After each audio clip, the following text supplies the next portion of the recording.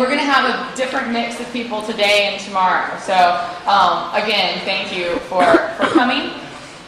And I have been in a really great position to be able to read presentations before they're shown here at the conference. And you know you're in for a treat when the draft of the presentation is really exciting. So as is the case with Kevin Anderson, he's been in journalism for about 10 years. Works for the BBC and The Guardian, has a lot of experience and a lot of interesting insight to offer, and works to fuse Web 2.0 tools with traditional media, all with the aim of really inspiring social action. So it is my honor and privilege to introduce Mr. Kevin Anderson.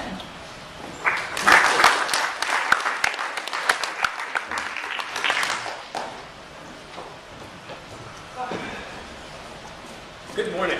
So first off, before I start talking, I want to say that my talks all have some audience participation, so you're going to have to get involved. Yeah. Let me just put my timer here so I don't go over time. And they also, you have permission to laugh, all right? So that's really, really important because I think it's important to laugh. So first of all, this is what a lot of people think social media is. Can everybody see this? Do you know what the light is? Yep. While we're getting the lights down, a little bit more about me. I joined the BBC in 1998 as their first online journalist outside of the UK. I was their Washington correspondent from 1998 to 2005. I've been on the internet since about 1990. And a lot of what I've been doing for the last 5 years has been around blogging and social media and getting my audience involved in journalism, because I think it's important not just in terms of that it makes the journalism better, but also getting the audience involved. I think is important not just for journalism but also for democracy. Still looking for the lights. It might be there. There. There. Right there? I don't know. Might.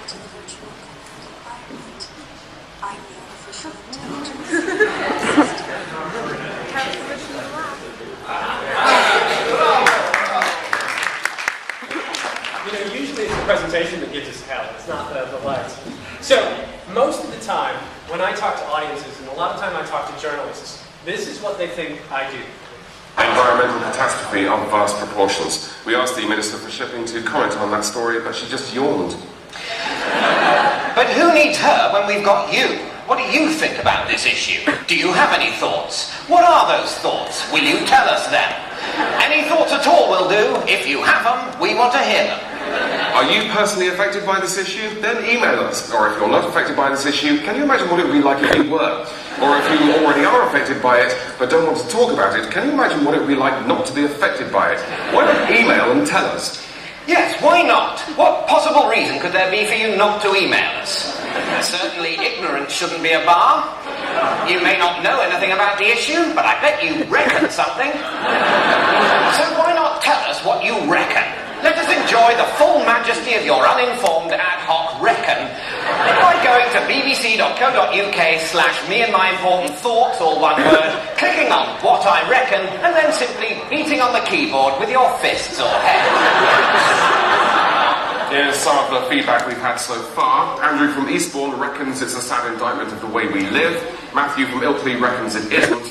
Patricia from Southampton wonders what Wordsworth would say and thinks she knows. And James from Amersham would like the fire brigade quickly, for God's sake, his tract is trapped. Thanks for those, and keep those emails coming. It is, for some reason, apparently vital that you do. Yes. So, what do you reckon? And why is this so important? It's actually not very important about this if you reckon. It's more important about what you reckon. Around 7:20 p.m. Now, this is a video from the G20 protests last year in London. Now, there was a lot of conflict between the police and protesters. Ian Tomlinson walking through this area. And this man, Ian Tomlinson, was walking home on his way from work. Now, he died. died. And initially the police said, well, nothing to do with us. We didn't do anything until we found this video. Now, our reporter on the ground basically put out a request saying, do you have any video or any information about Ian Tomlinson? Interestingly enough, this video came from an American who works in the financial services industry.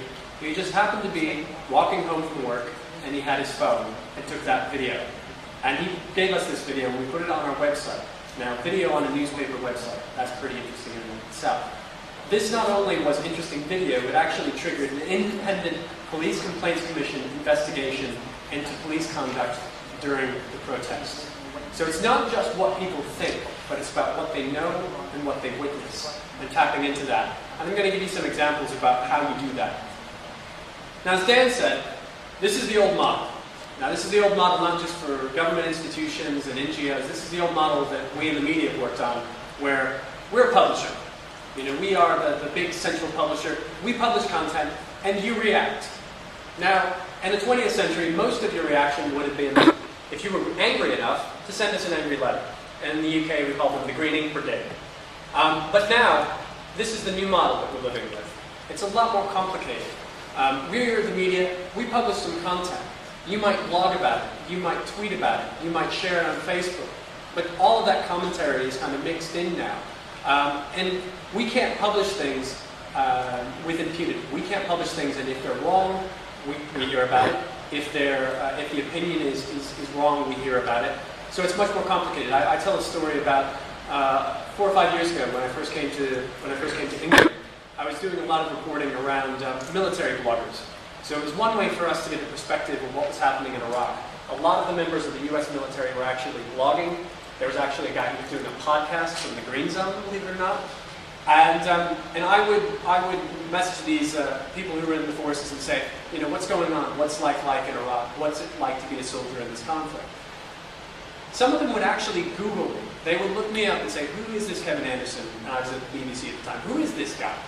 And they would actually message me back, I searched you on the internet. I read your stuff. You're okay. I'll talk to you.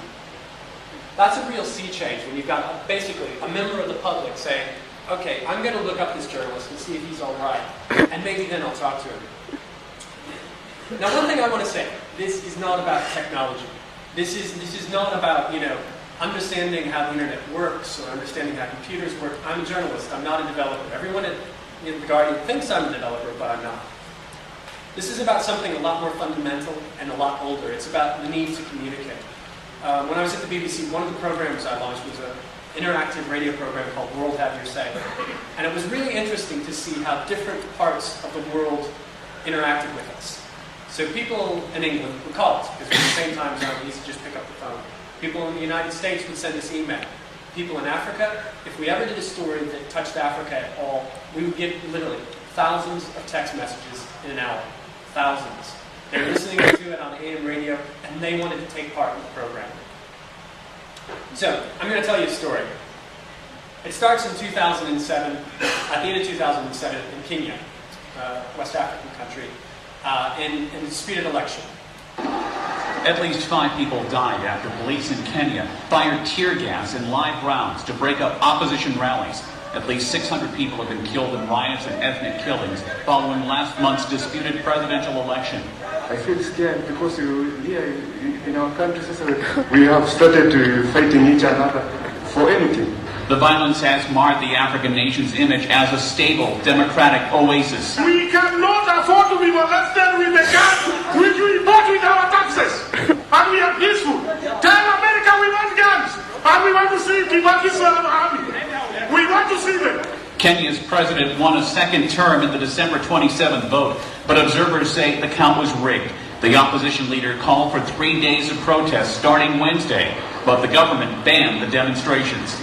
The government and the police have turned this country into killing fields of the innocent, executing at will in an unprecedented bloodlust that began long before elections took place. The U.S. and 12 other nations are putting pressure on Kenya to find a solution to the ongoing violence. Ed Donahue, The Associated Press. So there's a blogger in Kenya, Oreo Kola, and she wrote on a blog, or writes on a blog called Kenyan Punch.